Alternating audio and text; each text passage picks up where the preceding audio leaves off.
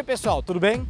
Nos 200 anos de independência do país, o Câmara Doc mostra para você a importância de Cubatão nesse processo tão importante da história nacional.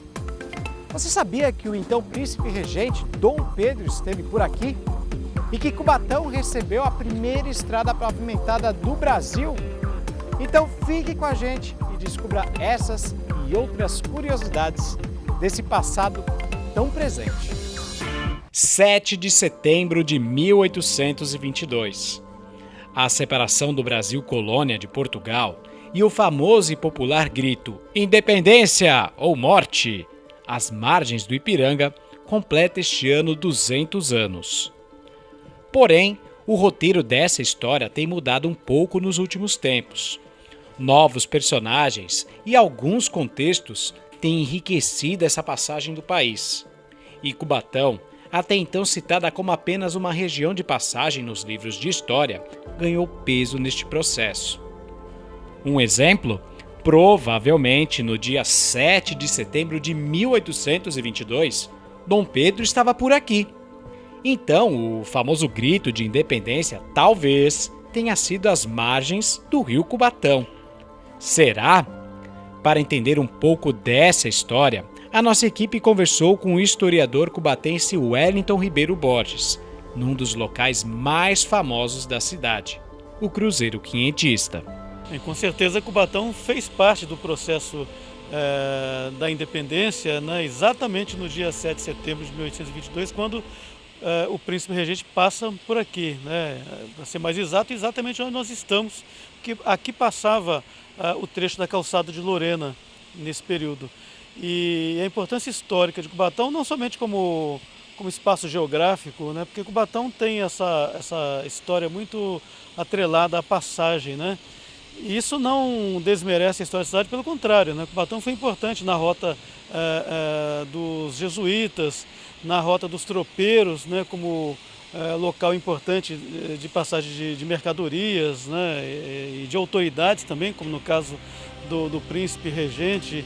Para embasar tal ideia, o historiador cita a obra 1822, do jornalista Laurentino Gomes. Ele coloca Cubatão na história de forma oficial. E eu coloco isso não porque não fosse oficial, mas porque a nossa tradição de registrar o fato histórico, e ele fez isso no livro, embora ele faça a referência de que isso faz parte da tradição oral da cidade, né, contada desde a época da passagem de Dom Pedro, e que Dom Pedro, de fato, esteve na cidade no dia 7 de setembro. Ele se atrasou, inclusive, no retorno a São Paulo, por conta daquela história que nós conhecemos, que é muito bem encenada pelo Teatro do Caos, que é os problemas intestinais que ele teve, né? E ele parou aqui, ali, né, no Largo do Sapo, foi atendido muito bem pelo povo hospitaleiro de Cubatão, pela Dona Maria do Couto, que fez para ele o famoso chá de folha da goiabeira, que ele se sentiu melhor e continuou a viagem, né?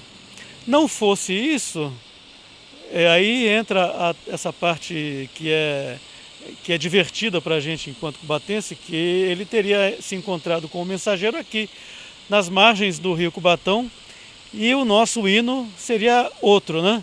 Não seria as margens do Ipiranga, seria as margens do Cubatão. Ou talvez possam nos oferecer um banquete. Arroz, feijão, carnes, frutas. O fato é inusitado, mas tal situação aconteceu pois o príncipe regente estava em Santos e os trajetos que existiam à época eram difíceis.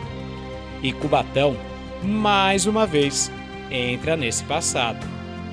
Com o objetivo de facilitar o deslocamento entre o Planalto e o litoral, a Calçada do Lorena, uma das obras mais modernas para aquele período, foi feita aqui e está retratada no Cruzeiro Quinhentista. Então nós temos aqui a construção da Calçada de Lorena. A gente vê as lajes de pedra, as pessoas construindo então essa que foi a principal ligação entre o Planalto e o Porto, né? Construído aí por Bernardo José Maria de Lorena, que foi o presidente da província de São Paulo, né?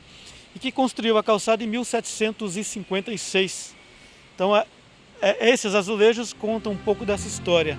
O monumento, localizado em frente à refinaria Presidente Bernardes, faz parte do conjunto de obras localizadas na Serra do Mar. O Poço do Paranapiacaba, Rancho da Maioridade, Padrão de Lorena e o Cruzeiro Quentista, que faz parte desse conjunto. Cada um tem uma história, cada um faz referência a uma parte da história do Brasil.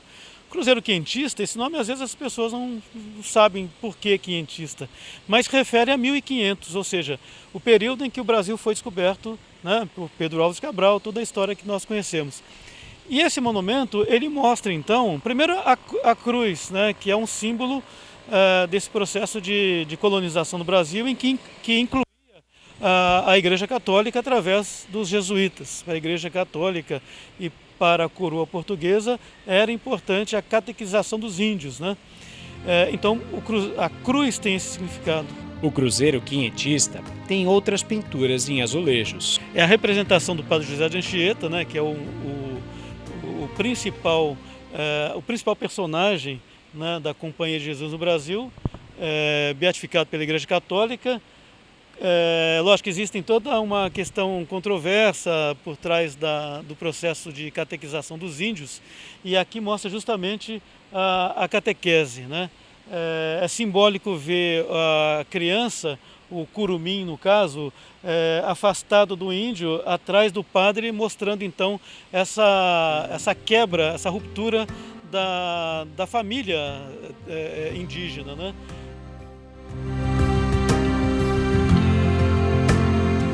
E o monumento do Cruzeiro Quinhentista tem mais histórias reveladoras através da pintura.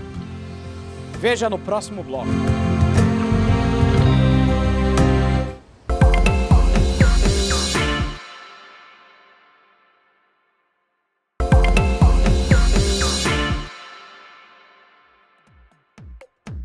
O Câmara Doc está de volta e neste bloco o historiador Wellington Borges nos apresenta os conflitos entre os povos indígenas que ocupavam vastas áreas do Brasil e os portugueses. E mais, pessoal, tu sabias que o Cruzeiro Quinhentista era em outro local? Bom, e agora aqui nós estamos na terceira pintura, são os bandeirantes, né? Contra os índios, é isso? Ou são os portugueses propriamente? Então, aí mostra bem essa questão da dominação. Se nós temos uma dominação que foi dita pacífica com a catequese, aqui nós temos uma dominação que é mesmo na base da bala, né? E essa sim demonstra a realidade não somente dos povos indígenas no Brasil, mas em toda a América colonizada por Portugal e por Espanha, né? De subjugação mesmo, de destruição quase que completa das nações indígenas.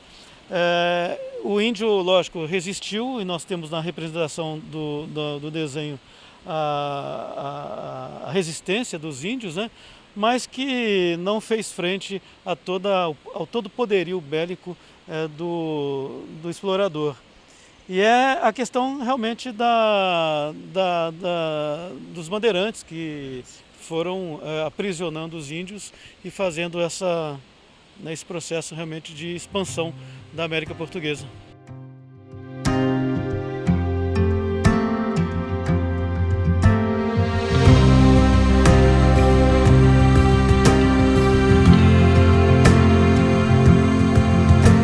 Agora a gente está na parte traseira do Cruzeiro Quinhentista, em frente à refinaria Presidente Bernardes, e aqui a gente tem mais azulejos pintados.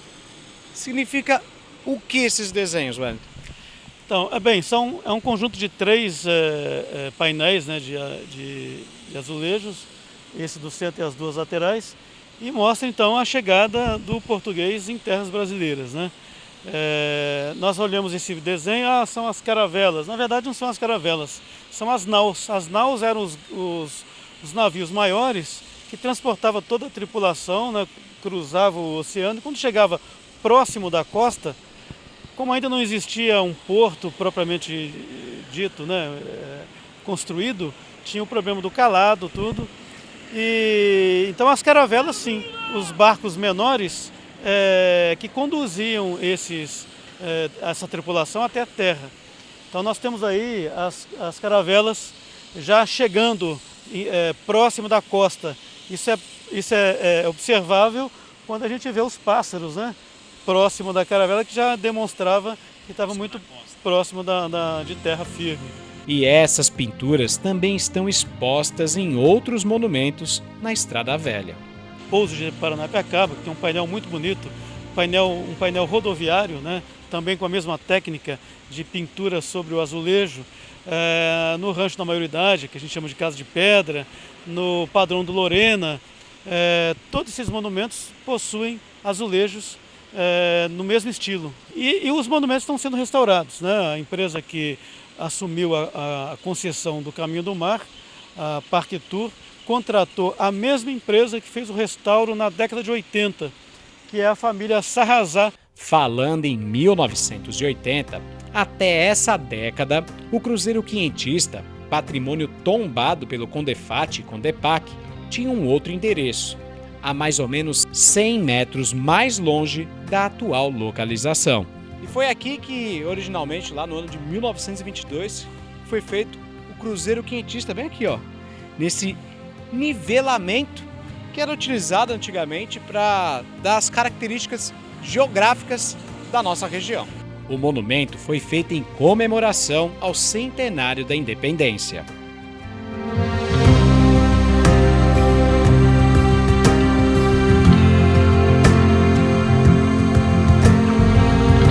Dois séculos dessa conquista já se passaram. No entanto, segundo o historiador, o desenvolvimento dessa liberdade ainda não terminou. A independência é um processo que até hoje nós estamos vivendo, né? A independência da opressão, da luta social mesmo, de conquista. Isso é algo que o povo tem que fazer, né, a cada dia, né? E fazer de fato a revolução, fazer de fato a independência.